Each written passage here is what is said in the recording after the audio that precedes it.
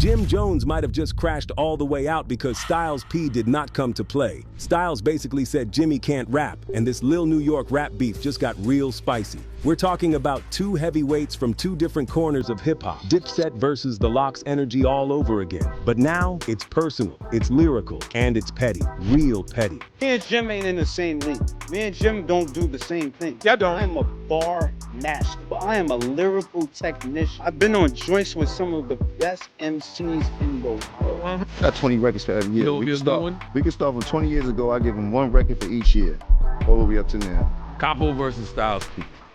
He don't got enough catalog for that.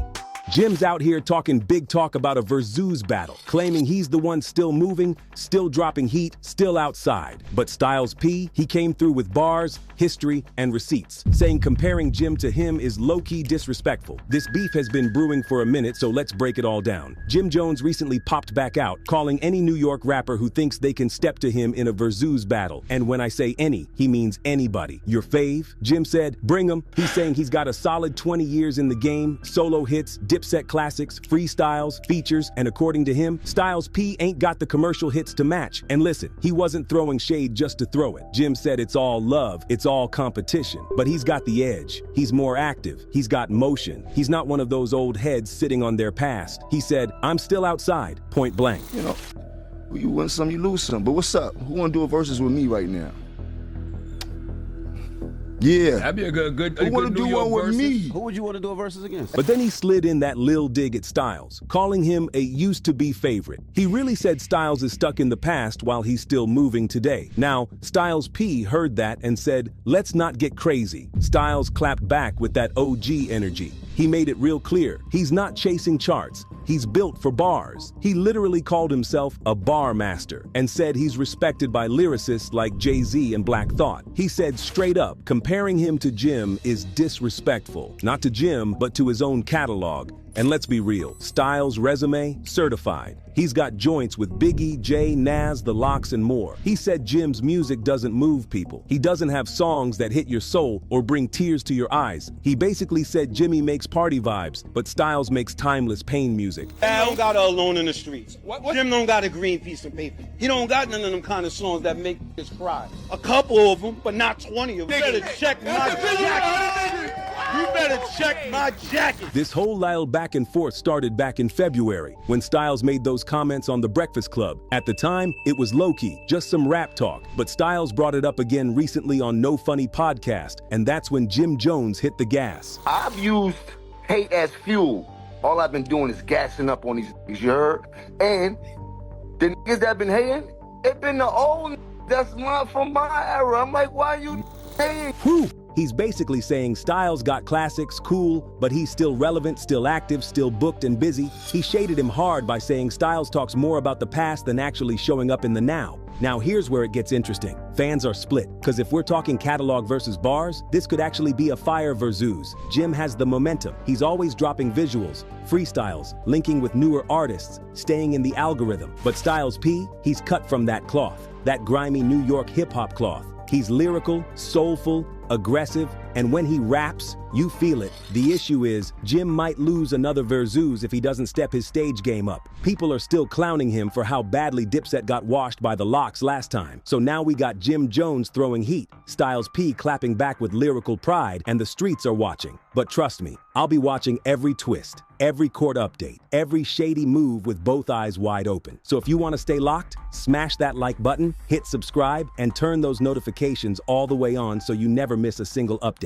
Chris Brown literally broke down in jail after being denied bail during a court hearing for his assault charge in Manchester, England. And y'all, this one is bad. Damn, he must be regretting why he had this whole tour in the first place. But it gets worse. Word is that his arrest has nothing to do with the actual charge, but everything to do with the Tory Lanez case. Let's break it all down. The courtroom was tense on May 16th, as the judge made it clear Chris will not be walking free. After his arrest the night before, tied to a violent incident from 2023, fans and insiders alike were shook. Brown is now facing a serious charge of inflicting grievous bodily harm, and the details are wild. According to prosecutors, this wasn't some random bar fight. Chris allegedly launched an unprovoked attack with a weapon in a nightclub full of people, the target being promoter Abraham Dial. Word is, Chris hit him over the head with a bottle, then kept kicking him after he hit the ground. Like, what even is that? Now, Dial is suing for $16 million, claiming emotional distress and physical injuries.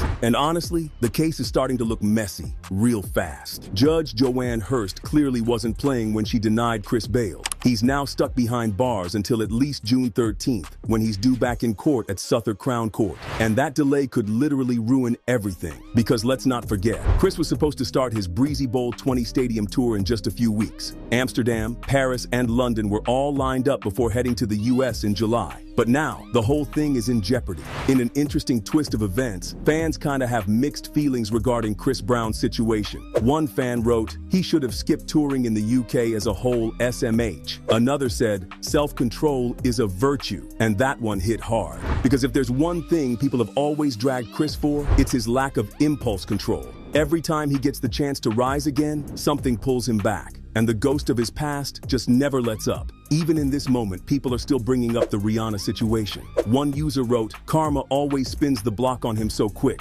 Whew. Sources say Chris was visibly emotional after hearing the judge's ruling. He reportedly put his head down, covered his face, and didn't speak to anyone as officers led him back into custody. It's giving breaking point. And honestly, the worst part is the money. We're talking millions in tickets, travel, contracts, and promo down the drain if this situation doesn't get handled fast. Breezy Bowl 20 was set to be one of his biggest comeback moments. And now, it's hanging by a thread. Chris has always been polarizing, but fans are torn on this one. Some are heartbroken, saying he doesn't deserve to be thrown away over this mistake. Others, they're done defending him. Oh, the plot thickens. And this is probably the most far-fetched this story has gotten. But this person said, dang, soon as he said free Tory, the next day, I'm seeing free Chris on my timeline. Now, this conspiracy theory has taken the internet by storm, with many believing he was arrested for siding with Tory after new evidence suggested that Tory did not shoot Megan Thee Stallion, and that there are powerful industry execs who wanted him finished. I don't know, y'all. Two things can be true. It could be that Chris Brown wants Tory released while also answering to a crime he committed. Anyways, at this point, it's up to the court. But if this sticks, it could be the end of a lot more than just a tour. I'll keep watching how this plays out, but best believe, this story is far from over. So, I'll definitely bring updates. See you in the next one.